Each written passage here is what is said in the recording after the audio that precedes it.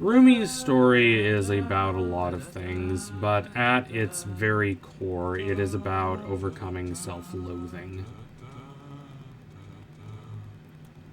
Self-loathing is innately connected to demons. In fact, for many of the demons, it's implied self-loathing is why they became a demon in the first place. That's how their master, Guima, controls them, as we see with Jinu. But for Rumi, it's a little different.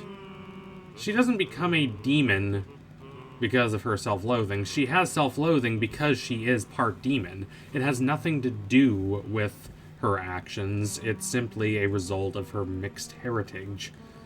And that is a heritage that she is deeply bitter about.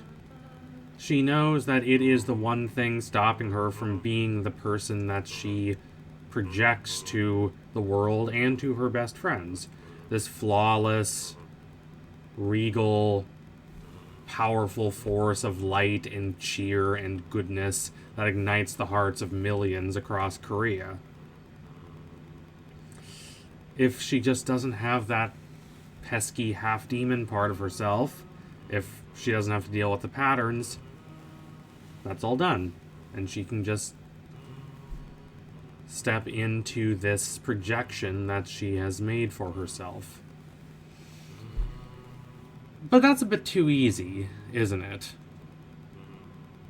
There's the famous divide between what characters want and what they need. I think this is present in most kinds of storytelling, from the most formulaic narratives to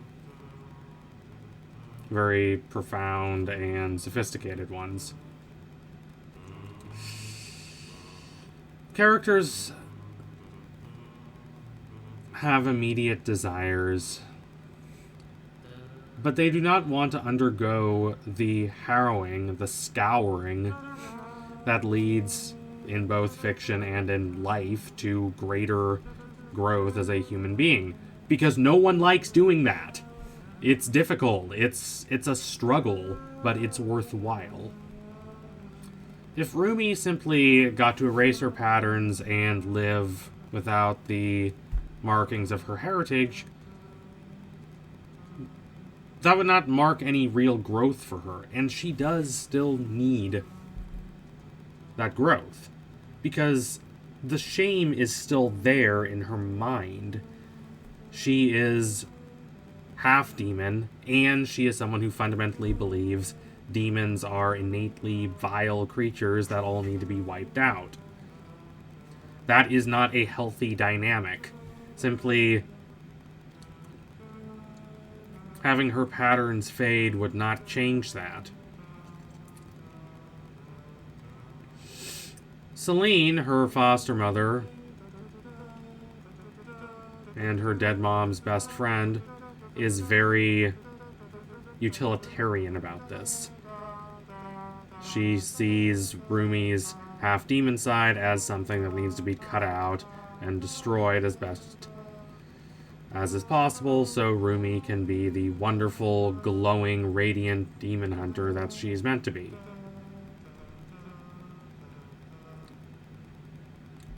And this is how Celine processes it, because she loves Rumi as best she can. She loved Rumi's mom as a deep friend, and probably did not approve of her being involved with this demon. So she sees Rumi as being basically good, and Rumi clearly is a kind, considerate person, a bit guarded, a bit protected, but overall compassionate, selfless, heroic. She sees Rumi as being all those things despite the half-demon part of herself, so that part of herself needs to be shut down. But if you're Rumi, and that is just half of your identity, that is not a healthy attitude to have about yourself. Celine, I think, gets too much disdain. I believe she does the best she can but she is a flawed person. That does not give Rumi everything Rumi really needs. Rumi is also in a difficult situation because her best friends, who look to her as their leader and guide, they both really dislike demons. Mira, particularly, is very emphatic about this, being very blunt about how she hopes demons are all wiped out and hopes that they suffer for eternity. Rumi can tolerate this as long as she can ignore the fact that she is half demon, as long as she maintains this cognitive dissonance. But eventually that starts to break down. There is a major difference between, say, believing that demons are bad innately and thus need to be wiped out, and believing simply that a lot of them are doing bad things, hunting people, and thus they need to be stopped.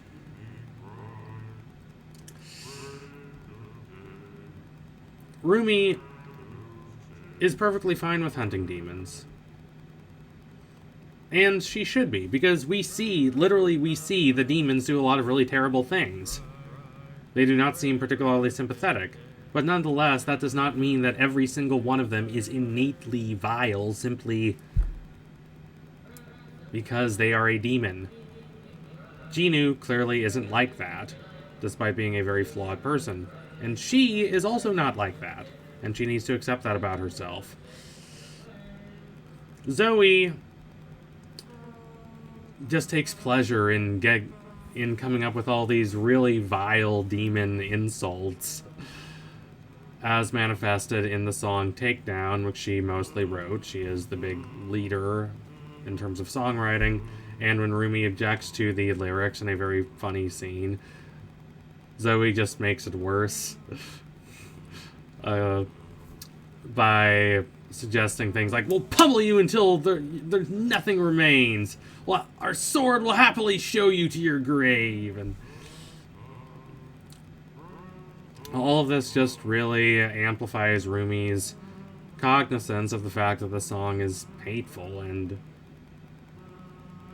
really something that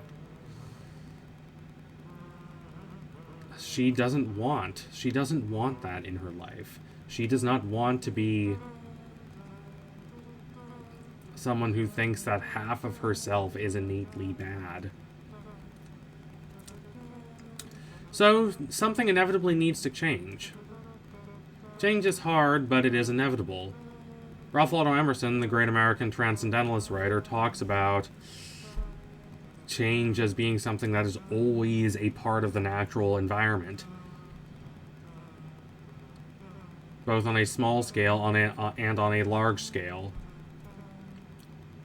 Seasons change, plants die, new plants come in their place. Over much larger scales, continents and mountains are worn away. Entire species go extinct. And the same is true in the human world. As grand as a civilization looks, as magnificent as its art might be, that art will be in ruins one day, and the civilization will be too. He talks about ancient Greece and Rome. And yet this isn't a bad thing for Emerson. Change is the creative force of the world. The hand that makes is greater than the thing that is made, says Emerson, in circles. That power of not having to adhere to the past, but having the capacity to actively shape one's own destiny. And in such being united with the change that is always happening in the natural world, that is something very beautiful for Emerson. There's this great quote from him that says something like, "Humanity wants to be fixed, but it is only as far as we are unfixed that there is any hope for us." And that is the case here. It is much easier for these three to just try to make things continue as they are. But ultimately things can't continue as they are, because the basis on which they are currently situated is not honest, and it is not sustainable. Rumi is hiding things, and so her friends have these very megalomaniacal, kind of reductive, overblown beliefs about demons, and Rumi is stuck very much hiding her identity as being part demon.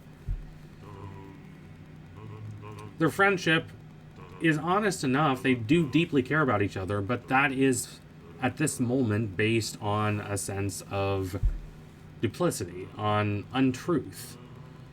And so the truth ultimately comes out, as it often does.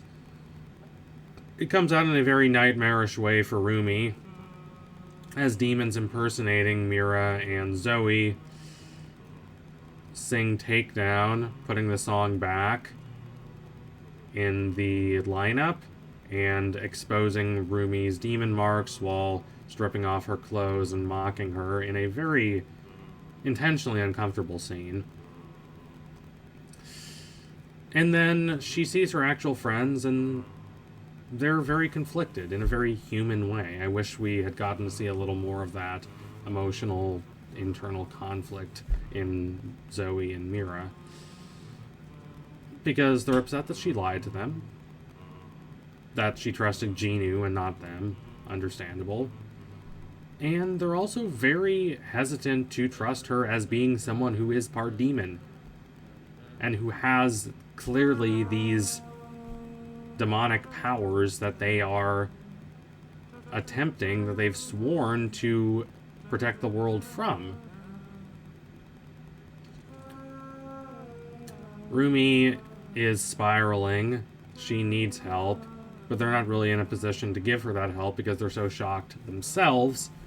So they end up raising their weapons toward her reluctantly.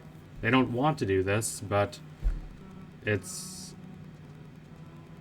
an instinctual desire to protect themselves and to distrust this person that they loved, who is seemingly revealed to be the thing they have been killing en masse for a very long time.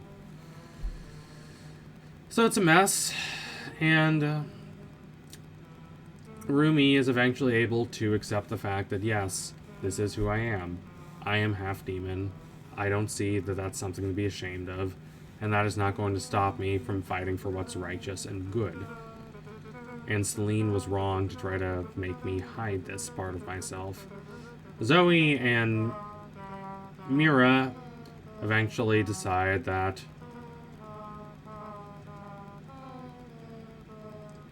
Rumi is still Rumi. Rumi is not a threat. Rumi is their friend, and they love her. This fundamentally changes their relationship. They can't go around thinking the same things about demons and behaving in exactly the same way now that they know that their best friend is part demon. That innately changes their dynamic, and that takes a lot of getting used to for them. Hopefully we'll see more of that in the upcoming films when they make them, as I'm sure they will. But their dynamic has been reforged by the end of the film on a much stronger foundation. It's a foundation of honesty, and it's a foundation of complexity. They're not trying to uphold this lie. The lie that Rumi is telling herself that, oh, this half-demon part of myself is just a flaw that I need to cut out so I'm not ashamed of myself.